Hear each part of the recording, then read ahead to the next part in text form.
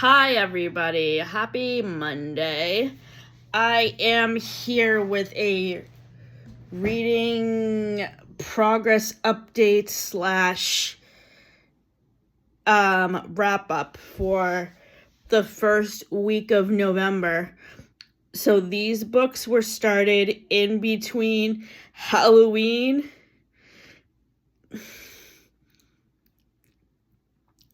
and November 8th.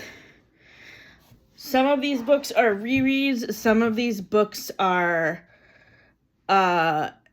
books by new authors. And let's begin. So the first two books that I'm reading are that I just finished reading, and a third one in the currently reading stack, as well as an audiobook listening that I am about to finish.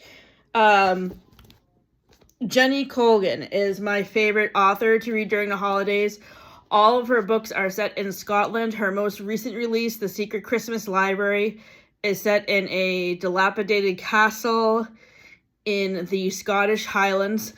This book is set on a beach. It's called Christmas at the Little Beach Street Bakery. And this book is fun because it comes with recipes. And Matt and I made the knishes recipe last December, and it's delicious. Knishes are basically the Jewish version of a pastry, so we made that recipe for Hanukkah. This book is 4.5 stars. The recipe was 8 out of 10. The next book by Jenny Colgan that I finished reading is another reread called Christmas at the Cupcake Cafe, which is another holiday book set in the same town as Christmas at Little Beach Street Bakery. And as you can see, this is another book with recipes, none of which that we've made.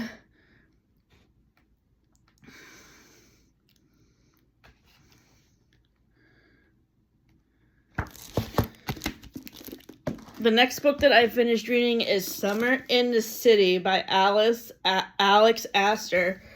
I feel like Destiny, Sarah, and Haley reviewed this book at some point earlier this year. Rachel Catherine probably did too. This is a romance that came out earlier this spring. Alex Astor is a new author to me. This is a summer romance between a girl who works in publishing and a billionaire. Our protagonist names are Elle and Parker. And I loved their dynamic. It was so much fun to read. I gave this book 4.5 stars. The next book that I just finished reading a couple of days ago is called Don't You Forget About Me. And yes, the title of this book is a reference to the song from The Breakfast Club. So this book is by a Scottish author named Mari McFarlane, who I first heard about through Haley Pham. She loves Mari McFarlane, and I do too. This is, I think, the fourth book I have read by her. I have also read Just Last Night and Mad About You. So, I give all of her books 4.5 stars to 5 stars, typically. And the rating for this book is the same, 4.5 stars. The next book is called The Unexpected Journey by Emma Hemming Willis. This was from my Manhattan to Stars Hollow TBR, because as you all know,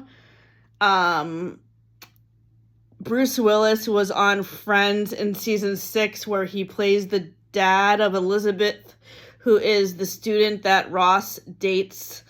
And Paul Stevens also dates Rachel for a while during this episode section, this episode arc of 3 episodes.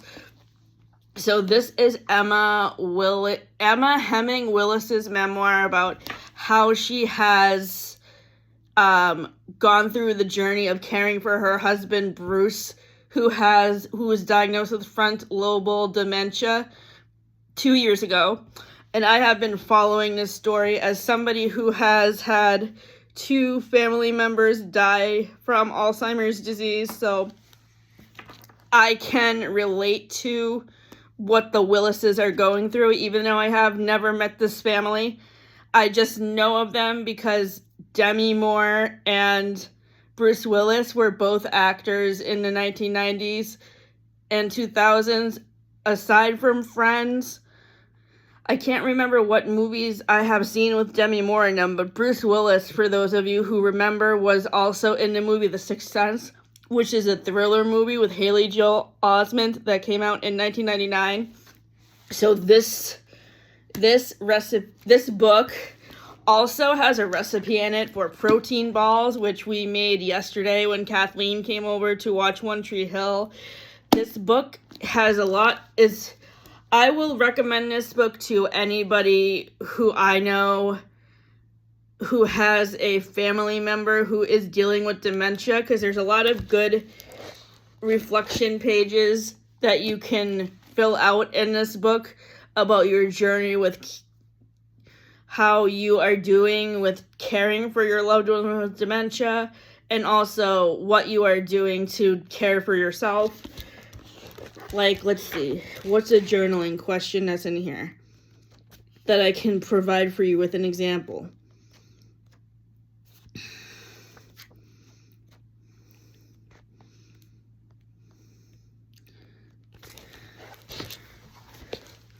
One of the journaling questions that is on page 127 is, how can I reduce these barriers to eating a brain-healthy diet?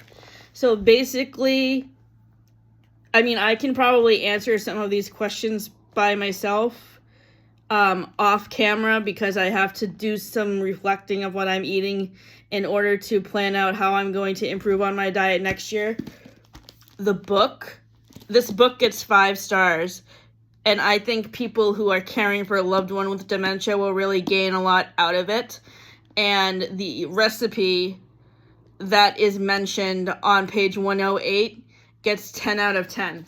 So Emma, thank you for the recipe. Not that Emma Hemming Willis will see this video. The next book that I recently finished reading is called Catabasis. This is R.F. Kuang's release. It came out on my birthday. This has been getting a lot of great reviews from what I've seen so far, and I echo those reviews by saying this was a 5-star read for me. I was fully engaged with this whole story. I love R.F. Kuang's writing style. The other book that I have read from her was Yellowface, which is a satire about the publishing industry.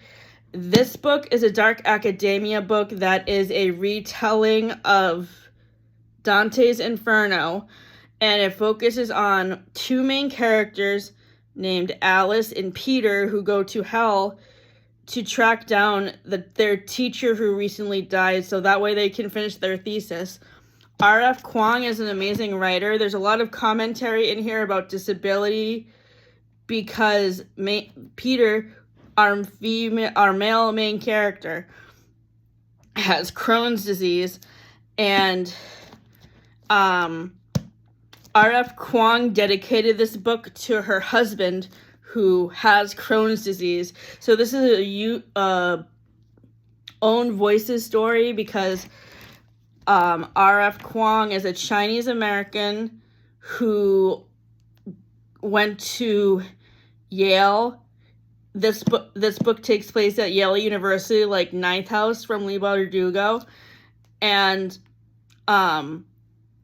it's a romance because it's about how Alice's and Peter's relationship develops, and it also has disability representation in it for Crohn's disease. So yeah, if you haven't read this yet, please pick this up at your library. 5 stars, flawless, no other notes needed. Okay. The next books I'm talking about today are books that I borrowed from my mother-in-law, Sally, that I am giving back to her tomorrow morning when I see her. So that's why I figured I would make this video now instead of tomorrow. The first book is called Pillar of Fire by Judith Tarr. I actually finished this book before Halloween. I think I finished it around October 26th. And it was really good. I have never heard of this author before, and I really, really enjoyed this book. I gave it 4 stars on Storygraph. And for those of you who are interested in my live update on my books that I read, my Storygraph page will be linked in my description box below. The next book I borrowed from my mother-in-law is called Warlight by Michael Ondaatje. So this is by the same author of The English Patient, which was a very popular book in the 90s, which I think was mentioned in an episode of Seinfeld. If I'm not getting that right, correct me. In a story as shadowed as memory itself, Warlight sets the careless freedom of adolescence against the turmoil of post-war England. It is 1945, and London is recovering from years of war. 14-year-old Nathaniel and his sister Rachel, unexpectedly abandoned by their parents, are left in the care of an enigmatic figure named the Moth. They suspect he might be a criminal and grow both more convinced and less concerned as they get to know his eccentric crew of friends, men and women with a shared history, who seem determined to protect and educate in rather unusual ways. Nathaniel and Rachel. But are they really what they and who they claim to be? Caught up in an escapades of the youth and first love, Nathaniel ignores the uncertain signs of danger. A dozen years later, he sets out to piece together as much through reconciliation and imagining as through the truths he discovers all he didn't know or understand in that time, a journey that will draw him into a morally ambivalent secret world. So, as you know, if you have seen my previous wrap-ups, I have a hyperfixation when I'm not reading books that are centered around Gilmore Girls and Friends. One of my favorite genres to read is World War II historical fiction. So I have read The Nightingale by Kristen Hanna a couple of times. Kristen Harmel is another author that writes a lot of historical fiction set during World War II. I've also reread this book that I read in middle school called Alicia, My Story, which is a memoir that a Holocaust survivor wrote, who I had the pleasure of meeting because she came to speak to our class. And she also came to speak to my sister's class. And by now I would assume she's dead, because when she came to speak to my sister's class, I think she was probably in her 90s. So yeah, this book is getting 5 stars.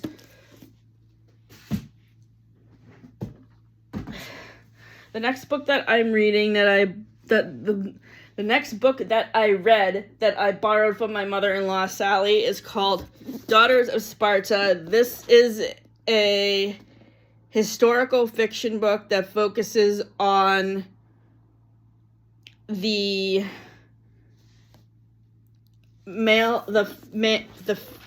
female main characters during the Trojan War. So each chapter focuses on one of the female protagonists of the Trojan War. So some chapters are from Helen's perspective, and then some chapters are from Clytemnestra. Since we don't really learn a lot about this time period in school, I actually enjoyed reading both of the perspectives, and I don't really think I had a favorite character out of Helen and Clytemnestra. I liked them both equally. This book also got 5 stars. The next book, I feel like I've heard other booktubers talk about, but I can't remember who has talked about it, as I watch a lot of people who review horror books. This is called Everyone Knows Your Mother is a Witch by Rivka Galchen. and she is the author of Atmospheric Disturbances. This story begins in 1618 in the German Duchy of Wittenberg. Plague is spreading, the 30 Years' War has commenced, and the fear and suspicions are in the air throughout the Holy Roman Empire. In the small town of Lauenburg, Katrina Kepler is accused of being a witch. Katharina is an illiterate widow known by her neighbors for her herbal remedies, and her successful children, including the eldest, Johannes, who is the imperial mathematician and the renowned author of the Laws of Planetary Motion. It's enough to make anyone jealous, and Katrina has done herself no favors by being out and about and in everybody's business. So when the deranged and insipid Ursula Reinholder, as Katrina calls her, the werewolf, accuses Katriana of offering her a bitter and witchy drink that has made her ill, Katriana is in trouble. Her scientist son must turn his attention from the music of the spears to the job of defending his mother. Facing the threat of financial ruin, torture, and even execution, Katriana tells her side of the story to her friend and next-door neighbor Simon, a reclusive widower, imperiled by his own secrets. Drawing on real historical documents and infused with the intensity of imagination, sly humor, and intellectual fire from which Rivka Galchen is known, everyone knows Your Mother is a Witch will both provoke and entertain, and that it did. The story of how a community becomes implicated in collective aggression and hysterical fear is a tale for our time. Galchen's bold new novel touching illuminates a society and a family undone by superstition and the state and the mortal convulsions of history. This book is going to get 4.5 stars. The next two books I am rereading for the Taylor Swift TBR, for The Life of a Showgirl, for the song Eldest Daughter. The first book is called Hello Beautiful by Ann Napolitano. This also crosses over with From Manhattan to Stars Hollow TBR, as it is a modernized retelling of Little Women that is set in the present day, with our main protagonist, Julia, being a writer at a magazine, and then, much like in Little Women, the youngest sister, whose name is Sylvie, gets sick with a brain tumor, and,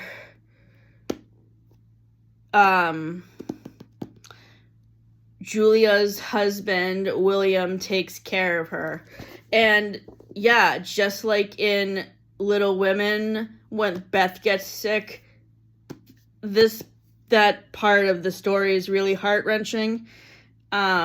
So as I was just saying, this is a reread, and I gave it 4.5 stars. The next book that is on the Life of a Showgirl TBR for the Eldest Daughter song is Malibu Rising by Taylor Jenkins Reid.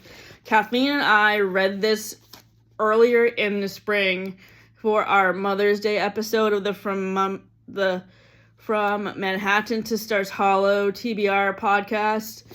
The parents are really absent in this book, and to me, our main character, Nina, who is the oldest child, kind of has to be the mother to her siblings because her parents are absent. And this is set during the 1970s. Mick Riva is actually a musician who also shows up in The Seven Husbands of Evelyn Hugo as one of Evelyn Hugo's 7 husbands. So he dates Evelyn Hugo before he marries his wife and has his kids. So, this book is set in California in the 1970s in Malibu, which is called Malibu Rising. And this is set during a time when there was a lot of flooding in California, and that's why it's called Malibu Rising, because this book takes place during a wild house party that takes place while the waves are raging outside of the house, and a storm is literally forming outside because there's a hurricane about to start that makes the tides go high up. And this is a 4.5-star read. The next book that I am reading is called Care Work, Dreaming Disability Justice. I came across this book on a recommendation list on Instagram, and I do not remember who posted this recommendation list, but when I was doing research for disability rights books, this book came up in my search, and if I ever find that post again, I will be sure to link it in the description. This is a series of essays about fighting disability justice, and I am on page 173. The next book that I am reading is Cujo by Stephen King. This is about a dog named Cujo who used to be friendly, but then he gets in a fight with another dog, and the other dog has rabies and bites him, and then he gets rabies. I am currently on page 268. The next book that I am reading, I found on the fiction shelf at the library, so this was not a recommendation from anybody on YouTube, although I feel like there are people on YouTube who may have talked about it, and if I find those videos, I will be sure to link them in the description. So this book kind of reminds me of The Invisible Life of Addie LaRue, but basically this is like a magical realism book where this person dies 7 times and then she gets placed back on Earth to fix her wrongs. So it kind of reminds me in a way of this show with Matthew Perry in it from the 80s that I recently watched that's called Second Chance, because that's basically essentially what Matthew Perry's character Chaz in that show is doing, and what happens in the movie 17 again when Mike O'Donnell goes back in time to fix his problems with his kids and his wife. The next book I am reading was recommended to me on a YouTube video where Sarah Caroli and her boyfriend Chris went book shopping and picked books for each other, and this is the book that Chris picked for Sarah. I can't remember what Sarah gave this book for a rating, but basically this book is about self-growth and how you deal with difficult people.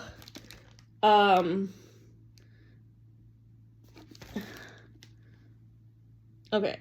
If you're struggling to achieve your goals or or feel a little happier, the problem isn't you. The problem is the power you give to other people. In this book, you'll learn how 2 words, let them, can set you free. Free from the opinions of drama and judgment of others. Free from the exhausting cycle of trying to manage everything and everyone around you. There is a better way to live. The let them theory is a proven method that teaches you how to protect your time and energy and focus on what matters to you. You've spent too long chasing approval, managing other people's happiness, and letting their opinions hold you back. Learn how to stop giving your power away and start creating a life where you come first, your dreams, your goals, your happiness. Let them is a simple tool that millions of people around the world can't stop talking about because it works. The fastest way to take control of your life is to stop trying to control other people and focus on what controls you. By letting other people live their lives, you finally get to live yours. So far I am on page 95, chapter 6. This book is really informative, and as somebody who is a people pleaser who is trying to overcome that, I think the advice in this book is really worthwhile to me.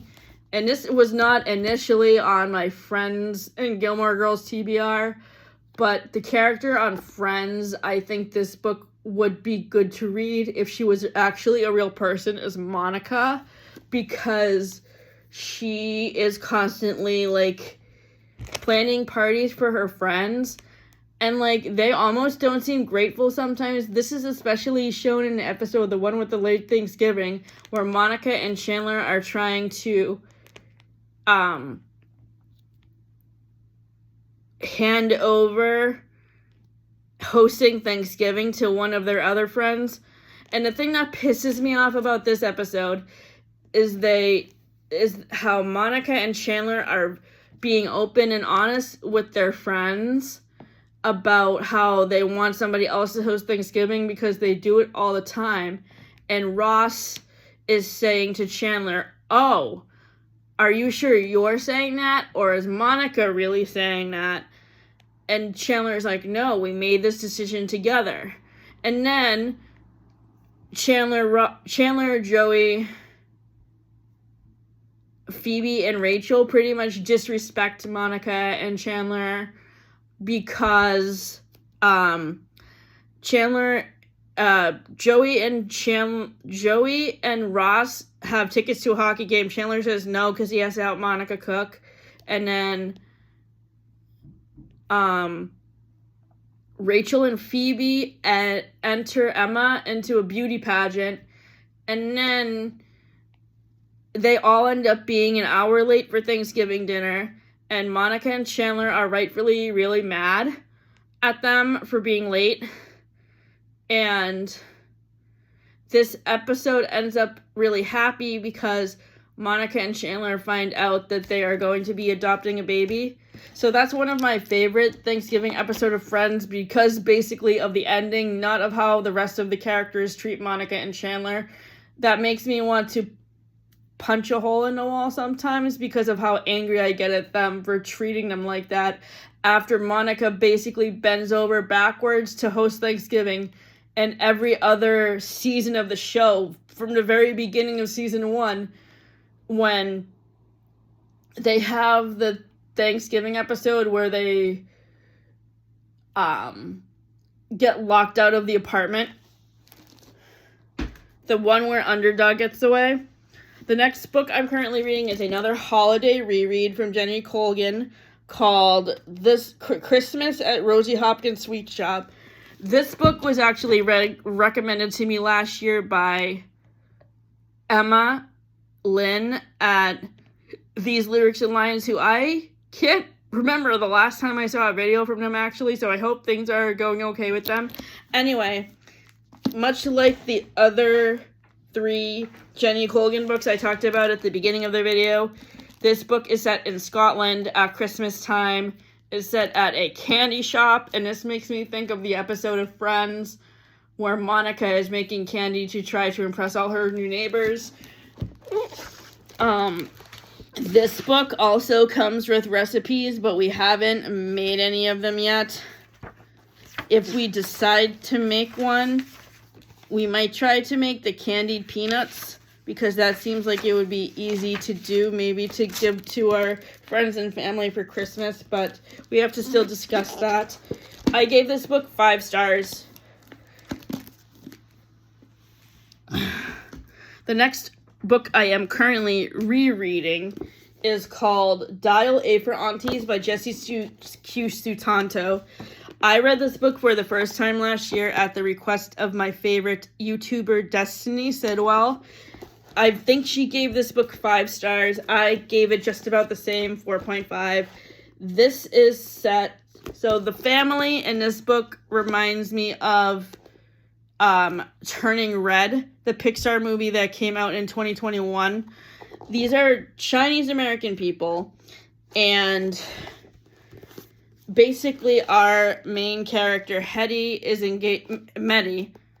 Madeline, is engaged to be married, and her her fiance suspiciously dies, so she calls in her 4 aunties.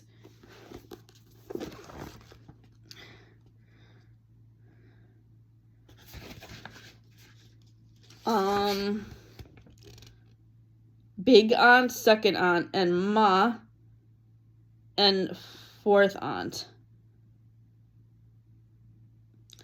to help her solve the murder and who killed her fiance. To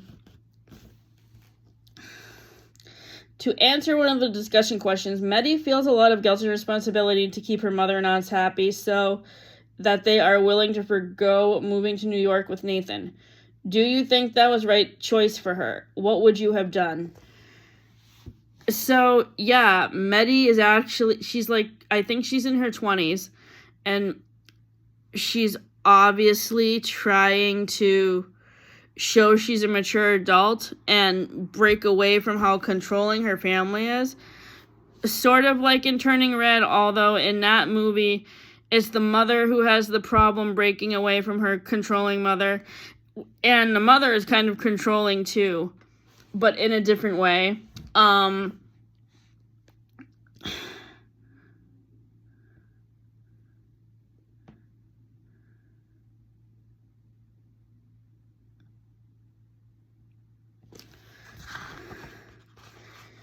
Meddy does not have the best experience with dating, so her mother takes it upon herself to find a date for her. Have you ever set up a family member or a friend? What was your experience? So I have never done this before, but this makes me think of the movie that me and Kathleen watched last week called Because I Said So, which has Diane Keaton, Lauren Graham, Piper Perabo from Orange is the New Black, and Mandy Moore in it. And in this movie, Diane Keaton has 3 adult daughters. Her youngest daughter, Millie, who is played by Mandy Moore, is a caterer, and she has a lot of issues with relationships. So her mother, who is played by Diane Keaton, she's a very helicopter-y type parent who doesn't know how to butt out of her daughter's relationships, and she basically puts on a personal ad on the internet to help find a boyfriend for her daughter. And there are 2 guys that are potential suitors. One's name is Johnny, and he is a single dad who is going through a divorce, and his dad's name is Charlie.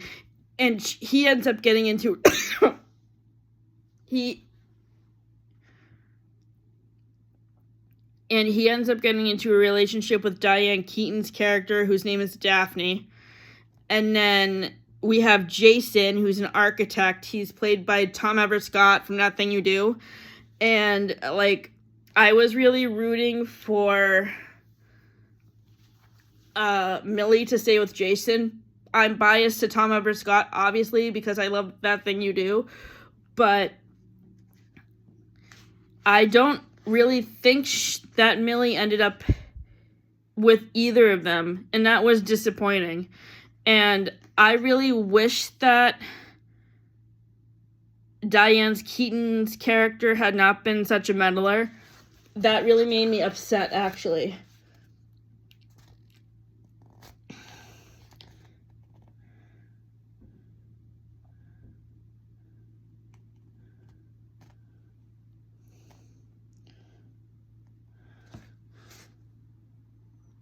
So yeah, this book is a 4.5 star read, so pretty close to 5. The last book I'm going to talk about today is called One More Step, My Story of Living with Cerebral Palsy, Climbing Kilimanjaro, and Surviving the Hardest Race on Earth. This book is by Bonner Paddock, and I asked the librarian for recommendations of books that I can read as part of the research for the one-act play that I'm going to be writing for Port Fringe about my disability. And this is actually a perfect book for me to read because one of my goals for next year is to train for a 5K. And he talks about training for a road race. So this is perfect. I just started this book on Saturday, and I am on page 169. If you have read any of these books, please leave a comment below with what you think of them, and I will be back later in the week or at the beginning of next week with another progress video. Have a great night.